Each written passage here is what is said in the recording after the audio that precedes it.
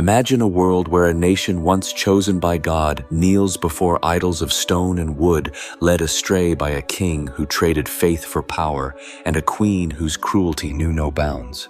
If God called you to stand alone against such darkness, to face a regime that hunted the faithful and mocked the divine, would you rise with unwavering courage or flee in fear? In the days of Elijah, Israel stood at such a crossroads, its heart torn from the God who had delivered it. Yet one man, a solitary prophet from an obscure village armed with no sword, no army, only a burning faith, dared to challenge a kingdom. He sealed the heavens, called fire from the sky, and reshaped a nation's destiny. What was the secret of Elijah's power? How can his fire burn in your life today, igniting hope in a world that often feels just as lost? This is the story of Elijah the Tishbite, whose faith shook Israel to its core, and whose legacy holds truths that could transform how you face your battles. Stay with this journey to uncover a secret that even lifelong believers might have missed, a truth that could redefine your purpose. In an era of spiritual decline, Elijah emerged as God's beacon, calling a nation back to truth. The reign of King Solomon had once bathed Israel in glory, its temple gleaming as a testament to Yahweh's covenant. But after Solomon's death, the kingdom fractured into north and south, and under Ahab, the northern kingdom of Israel plummeted into its darkest hour. Ahab, the seventh king, was not merely a ruler who faltered. He was a man who embraced evil with a fervor unmatched in Israel's history. His marriage to Jezebel, a Phoenician princess from Sidon, was a political alliance that became a spiritual catastrophe. Jezebel was no ordinary queen. Her beauty masked a heart of ruthless ambition, her devotion to Baal and Asherah fueling a campaign to eradicate the worship of Yahweh. She ordered the slaughter of God's prophets, their blood soaking the sacred hills of Israel, while altars to Baal sprouted like weeds across the land. Temples to Asherah with their carved poles and pagan rituals replaced the simple altars of the Lord. The people once called to be a light to the nations succumbed to the allure of fertility cults, believing Baal's storms could bring prosperity where Yahweh's law seemed austere. In Samaria, the capital, Ahab's palace stood as a monument to opulence and idolatry, its halls adorned with idols and its courts buzzing with false priests. Jezebel's influence was a shadow over the land, her decrees enforced by fear. The name of Yahweh, once sung in psalms and taught to children, was now spoken in whispers, if at all. Yet God had not turned his back on his people. In the rugged hills of Gilead, a barren region far from Samaria's splendor, he was forging an answer. Elijah, a man from Tishbe, was no noble or scholar. His rough garments of camel hair tied with a leather belt marked him as a figure of the wilderness, not the city. His thick beard framed a face weathered by sun and wind, but his eyes burned with a fire that seemed to pierce the veil between earth and heaven. His name, "My God is Yahweh," was a declaration of defiance in a land that had forgotten its God. Called from obscurity, Elijah stepped into history not with fanfare, but with a divine mandate to confront a nation's sin and rekindle its faith. With a voice that echoed heaven's authority, Elijah pronounced a judgment that would reshape Israel. Elijah's first act was a moment of staggering boldness, a direct challenge to the heart of Israel's corruption. He journeyed to Samaria, where Ahab and Jezebel reigned in their palace of ivory and gold. The city bustled with merchants and priests, its streets alive with the clamor of trade and the chants of Baal's devotees. The palace gates, guarded by soldiers in gleaming armor, should have barred his way. Yet, as Elijah approached, the guards froze as if an unseen force compelled them to step aside. He strode through the corridors unannounced, and unescorted servants scattering at his approach. The towering columns, carved with images of foreign gods, seemed to quiver as if sensing the presence of a greater power. Elijah was no king or ambassador, yet he carried an authority that dwarfed the throne itself. Ahab sat enthroned, surrounded by counselors draped in fine robes, their voices murmuring flattery and schemes. Idols of Baal and Asherah loomed in the hall, their stone eyes lifeless yet oppressive. Before Ahab could demand to know who dared intrude, Elijah stood before him, his gaze unwavering, his voice cutting through the air like a blade. As 1 Kings 17:1 declares, "As surely as the Lord lives, the God of Israel whom I serve, there will be neither dew nor rain during these years except at my word." The words were not a request or a warning, but a divine verdict delivered with the weight of heaven's authority.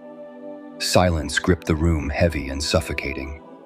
Counselors stood frozen, their whispers silenced. Ahab, for once, had no retort. His pride, bolstered by wealth and power, faltered before this wild man from the wilderness. Elijah did not wait for a response. He turned and left as swiftly as he had come, disappearing into the streets of Samaria. Ahab, stunned, issued no orders to seize him, his heart stirred by a fear he could not name. The skies obeyed Elijah's words. Clouds vanished, the air grew dry, and the heavens closed like a sealed vault. The dew that once kissed Israel's fields ceased, and the sun scorched the land without mercy. Rivers shrank to trickles, crops withered in the fields, and livestock collapsed under the relentless heat. The fertile land of Israel, once a symbol of God's blessing, became a wasteland, its people facing the consequences of their idolatry. For 3 long years, not a drop of rain would fall, a tangible sign of God's judgment on a nation that had forsaken its covenant. Elijah's proclamation was not just a challenge to Ahab, but a call to Israel: turn back to the God who holds the heavens in his hand. In the solitude of Cherith, God's miraculous provision sustained Elijah through famine. As the drought tightened its grip on Israel, God hid Elijah in a place of refuge and trust. He directed him to the brook Cherith, east of the Jordan, a narrow ribbon of water winding through a desolate landscape of jagged rocks and sparse bushes. The brook was a hidden oasis, its gentle flow a stark contrast to the parched land around it. Here, far from Samaria's chaos and Jezebel's reach, Elijah found solitude. Each day brought a miracle that defied human understanding. At dawn, as the first light painted the hills gold, the flutter of wings broke the silence. Ravens, birds deemed unclean under Mosaic law, descended from the sky, their black feathers glinting in the sun. In their beaks they carried bread and meat, placing them before Elijah, before vanishing into the horizon. At dusk, they returned, their arrival as reliable as the setting sun. Elijah drank from the brook, its cool waters sustaining him in the wilderness. He lived in profound isolation, the silence broken only by the trickle of the stream and the rustle of raven wings. Days melted into weeks, weeks into months, as the drought spread its shadow across Israel. Wells dried up, fields cracked, and animals perished, their bones bleaching under the relentless sun. Ahab's kingdom, once proud, began to crumble under the weight of God's judgment. Yet Elijah remained hidden, sustained by God's hand. The ravens, despised by men, were God's chosen instruments, a reminder that his provision knows no bounds. Each morsel of bread, each piece of meat was a testament to his faithfulness, a sign that he cares for his servants even in the harshest of times. But even Cherith was not immune to the drought Elijah had pronounced. The brook's flow weakened, its waters receding until only damp stones remained. The once steady stream became a trickle, then a memory. Elijah watched as the rocks emerged like islands, a silent testimony to the judgment he had declared. Yet he did not despair or question God's plan. He waited, his faith unshaken, trusting the one who had called him to this wilderness. The drying of Cherith was not a failure, but a transition, a sign that God's purpose for Elijah was moving to a new chapter. In the heart of Jezebel's homeland, God's miracles kindled faith in a widow's heart. When the brook Cherith dried up, God spoke again, "Arise, go to Zarephath in Sidon and stay there. I have commanded a widow there to care for you." 1 Kings 17:9. This command was audacious. Zarephath lay in the heart of Sidon, Jezebel's homeland, where Baal's temples dominated and God's prophets were hunted. For Elijah to enter this land was to walk into the lion's den, yet he obeyed without hesitation. The journey was grueling, the sun relentless, as it battered cracked fields and lifeless trees. Each step through the scorched landscape tested Elijah's resolve, but his trust in God's word propelled him forward. The road to Zarephath was not just a physical path, but a spiritual one, leading him deeper into dependence on the God who had called him. At Zarephath's gates, Elijah saw her, a frail widow dressed in tattered rags, gathering dry sticks under the weight of despair.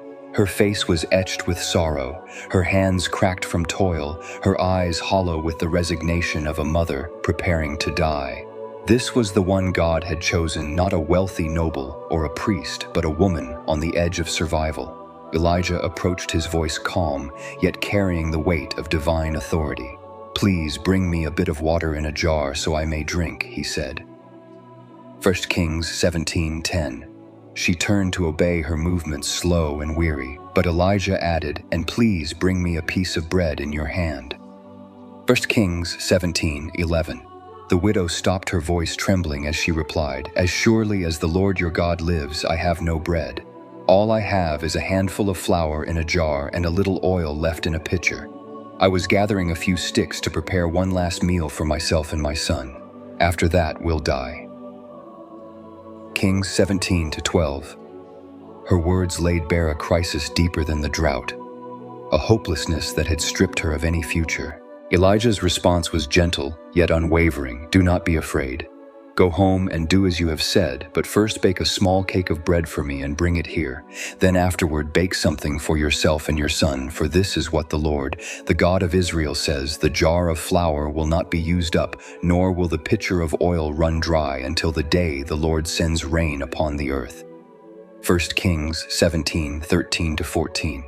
The widow faced a choice: cling to her meager resources or trust a stranger's promise from a foreign god.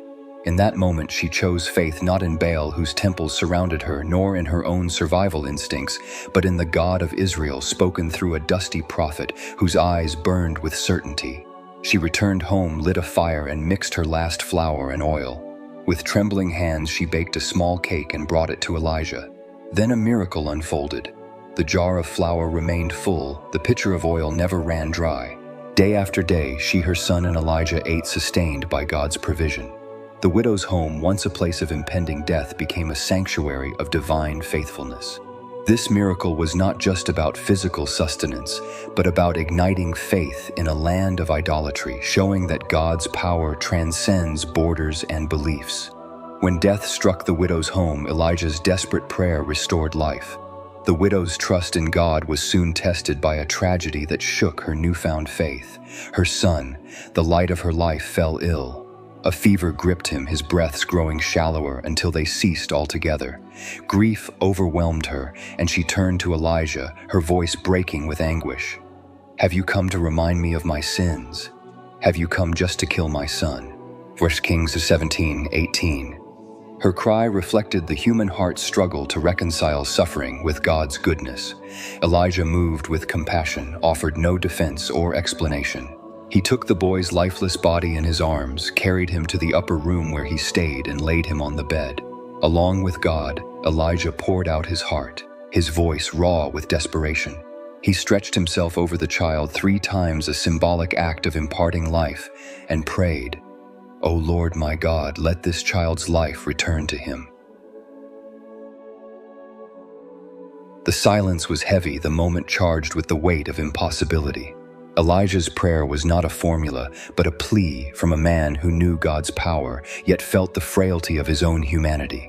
Then a miracle broke through. The boy's chest rose, his lips parted, and breath returned to his body.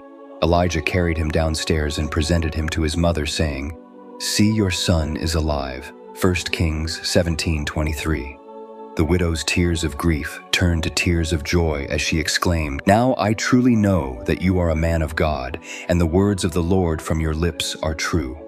1 Kings 17:24. In a land where Baal's altars promised fertility but delivered death, this miracle lit a spark of faith in the one true God whose power reaches into the grave. It was a testament that God's authority extends beyond provision to the realm of life itself, a truth that would echo through Elijah's ministry and beyond. On Mount Carmel, Elijah's challenge exposed the emptiness of idolatry and the power of the true God. 3 years of drought had ravaged Israel, turning its fertile valleys into dust. The people suffered, yet their hearts remained divided, wavering between Yahweh and Baal. Elijah, hidden by God, now returned to confront Ahab and the nation. He issued a bold challenge: summon all Israel to Mount Carmel, along with the 450 prophets of Baal and 400 of Asherah who dined at Jezebel's table. Mount Carmel, rising above the Mediterranean, was a fitting stage for this spiritual showdown. Its slopes, once lush, were now barren, a mirror of Israel's spiritual state. Thousands gathered, elders in flowing robes, farmers with calloused hands, elders with wary eyes, and priests whispering prayers to their gods. The air crackled with anticipation, the crowd sensing that this day would decide Israel's future. Elijah stood alone, his worn cloak a stark contrast to the ornate robes of Baal's prophets, their bodies adorned with pagan symbols. His voice rang out, piercing the silence. How long will you waver between two opinions? If the Lord is God, follow him, but if it's Baal, then follow him. Kings 18:21. The people's silence was deafening, their hearts caught in indecision. Elijah outlined the test: 2 bulls, 2 altars, no fire. The prophets of Baal would call on their God, and Elijah would call on the Lord. The God who answers by fire, he is the true God. The crowd murmured, sensing the stakes. The prophets of Baal went first, their altar hastily prepared with a slaughtered bull. From morning to noon they danced, shouted, and leaped around their sacrifice, their voices rising in a frenzied chant. O Baal, answer us, Kings 18:26. But the heavens remained silent, the altar untouched. As the sun climbed, their desperation grew. They cut themselves, blood flowing freely, believing their God required sacrifice to respond. Yet Baal was mute, his power a hollow promise. Elijah watched, his heart heavy, but his resolve firm. As noon passed, he mocked them. Shout louder, maybe he's busy or he's wandered off somewhere. Perhaps he's sleeping and you need to wake him up. Kings 18:27. The crowd stirred, whispers of doubt rippling through them. As the afternoon waned, Elijah stepped forward. He rebuilt the Lord's altar with 12 stones, one for each tribe of Israel, a symbol of God's unbroken covenant. He arranged the wood, placed the bull, and then did the unthinkable. In a land gripped by drought, he called for 4 jars of water to be poured over the sacrifice, not once, but 3 times, until the altar was drenched and the trench around it filled. The crowd gasped, incredulous. Elijah lifted his eyes to heaven and prayed, Lord, the God of Abraham, Isaac, and Israel, let them see today that you are God in Israel, and that I am your servant, and that all I have done has been at your command. Answer me, Lord, answer me, so these people may know you alone are God, and that you are drawing their hearts back to you. King 18:36-37. A profound silence fell. Then with a roar, fire blazed from heaven, a living flame that consumed the sacrifice, the wood, the stones, and even the water in the trench. The crowd fell to their knees, crying, The Lord, He is God. The Lord, He is God. 1 Kings 18:39. Baal's silence was a stark contrast to Yahweh's undeniable power. Elijah seized the moment, ordering the false prophets to be taken to the Kishon Brook, where they faced judgment for leading Israel astray. For a fleeting moment, the nation turned back to God, their eyes opened to His supremacy. Through relentless prayer, Elijah ushered in God's mercy to a parched nation. The victory on Carmel was not the end of God's plan. Elijah sensed a shift in the spiritual realm, a whisper of rain, a sign that judgment would give way to mercy. He turned to Ahab and declared, Prepare your chariot and head down immediately, for I hear the roar of an approaching storm. Kings 18:41. Ahab, looking at a clear sky, obeyed, perhaps sensing the prophet's authority. Elijah climbed back to the mountain's summit, bowed in prayer, his face between his knees, and sent his servant to look toward the sea for signs of rain. The servant returned, reporting, There's nothing there. Kings 18:43.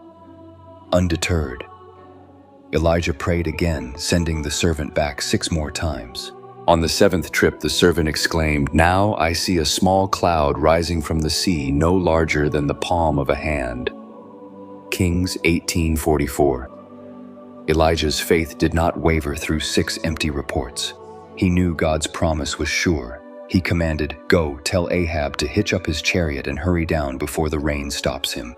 1 Kings 18:44. Within moments the sky darkened, winds roared, and heavy rain fell, soaking the thirsty earth. Streams formed in cracked valleys, and life stirred in the barren land. Empowered by God's Spirit, Elijah tucked his cloak into his belt and ran ahead of Ahab's chariot to Jezreel, a supernatural feat that underscored God's authority over king and kingdom. This moment teaches believers the power of persistent prayer. Elijah's faith held firm, showing that God honors those who trust His timing, even when answers seem delayed. In Elijah's deepest despair, God's gentle whisper restored his broken spirit. The triumph on Carmel should have been Elijah's pinnacle, but Jezebel's response shattered his resolve.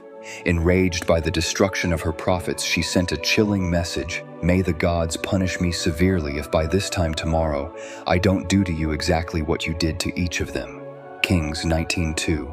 Fear gripped Elijah, a stark reminder of his humanity.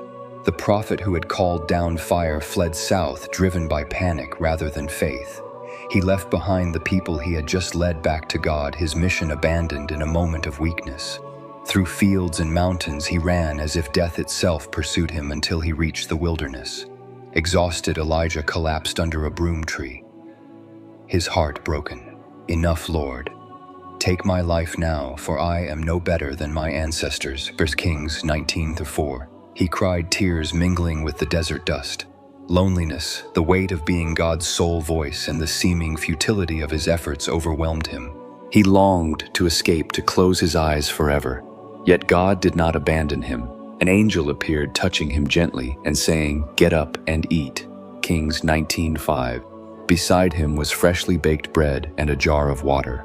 Elijah ate, but still weary, drifted back to sleep. The angel returned, urging, "Get up and eat, for you still have a long journey ahead." Kings 19:7. Strengthened, Elijah journeyed 40 days and nights to Mount Horeb, the mountain where God had met Moses. In a dark cave he sought refuge, but God's voice broke the silence. "What are you doing here, Elijah?" Kings 19:9. Elijah poured out his anguish. "I have been deeply zealous for you, Lord, but the Israelites have abandoned your covenant, torn down your altars, and killed your prophets with the sword. I am the only one left alive, and now they want to kill me as well." Kings 19:10. His words revealed a man who felt utterly alone, his faith shaken by isolation. God invited Elijah to stand on the mountain, for the Lord was about to pass by. A fierce wind tore rocks apart, but God was not in it. An earthquake shook the ground, but God was not there. A fire blazed, but God was absent. Then came a gentle whisper, a still small voice that stirred Elijah's soul. He covered his face and stood at the cave's entrance, knowing God was present. God asked again, "What are you doing here, Elijah?" 2 Kings 19:13. In that whisper, Elijah found healing.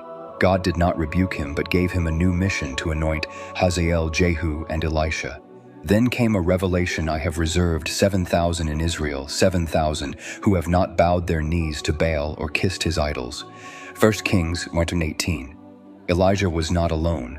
God had preserved a faithful remnant. This encounter teaches that God's power is often found in quiet intimacy, restoring those who listen in their brokenness.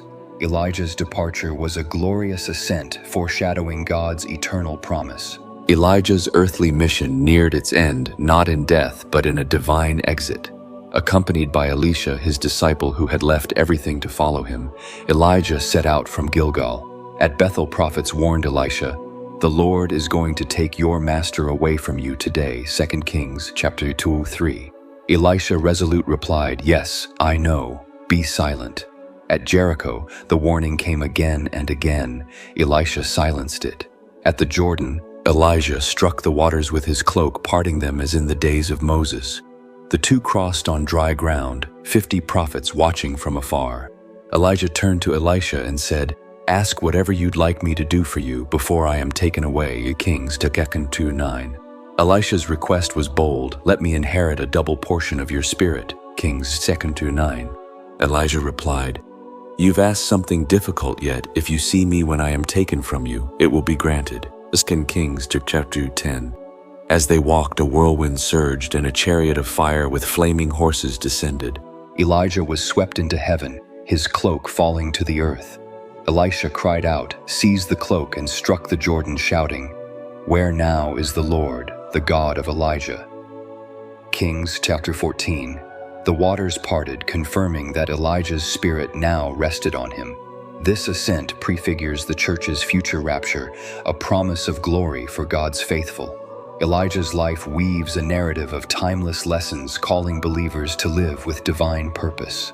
Elijah's story is not merely a historical account, but a living call to embody God's purpose in a world often adrift in compromise. He stood as a solitary flame against the darkness of idolatry, refusing to bow to Baal when all Israel wavered. In the wilderness of Cherith, he trusted God's provision, sustained by ravens, and a dwindling brook, proving that faith thrives not on circumstances but on divine faithfulness. His persistent prayers on Mount Carmel brought rain after years of drought, showing that God honors those who persevere, undeterred by delays. In his deepest despair under the broom tree and in Horeb's cave, Elijah heard God's gentle whisper, learning that true strength flows from quiet intimacy with the Creator. His battles were not fought with swords, but with spiritual authority, confronting kings and false prophets with the power of God's word. For believers today, Elijah's life is a mirror reflecting the call to stand firm against cultural pressures, to trust God's provision in scarcity, to pray relentlessly for His will, to listen for His voice amid life's noise, and to engage in spiritual warfare with unwavering faith. Elijah was no superhero. He was human, prone to fear and doubt, yet God used him because he was willing. His legacy beckons every believer to become a vessel of divine fire, transforming their world through obedience and trust. God seeks one willing heart to ignite a generation with His fire. Elijah's story proves that God does not need a crowd, only one heart that dares to believe. His fire can burn in anyone who stands for righteousness, trusts His provision, and prays with persistence. Let your life be Elijah's flame shining in a world that needs God's truth. Share this story with 3 friends to spark their faith. Subscribe and enable notifications for more life-changing Bible stories. Blessing to you and your family.